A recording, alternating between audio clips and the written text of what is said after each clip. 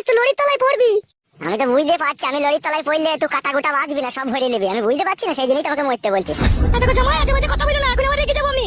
তার রাখবো বলার রাখবো, আমি রাখতে মানা করেছি নাকি? বলার বাল আমার সবাই মনে হচ্ছে আমাকে বাড়ির পাতা পেয়েছে একবারে, যা বোন দিচ্ছে সবাই তাই বলছে।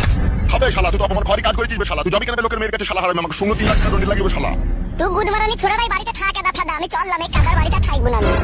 মাঙেরে আসতে তো অপমান শুনতে শুনতে জীবনটা মাটিতে টানা হয়ে গেল ফাদা, আমি থাকবোই না কাদাই বাড়িতে। বেরোবে শালা বাড়ি থেকে, পালা।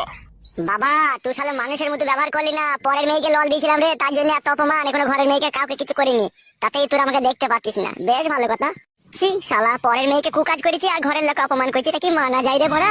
শুইরে বাচ্চা কুকাজ করলি তো তুই লিখে 3 লাখ টাকা জরিমানা দিতে হলো, সেই হুঁশকে রেখেছিস তুই? মাগিকে ওই বুড়ো বয়স আমি দেখবো তোর এই মাঙে যদি আমি কঞ্চি করে না খুঁচি দিতে পারি, তা আমার নামও ফটকে লয়। খুঁচি দিতে রিহাই পেয়ে যাবো নাকি? তোমার টাকা কেটে ছিলে বিটা আদালত করে দেবো। সে সময় এলেই দেখা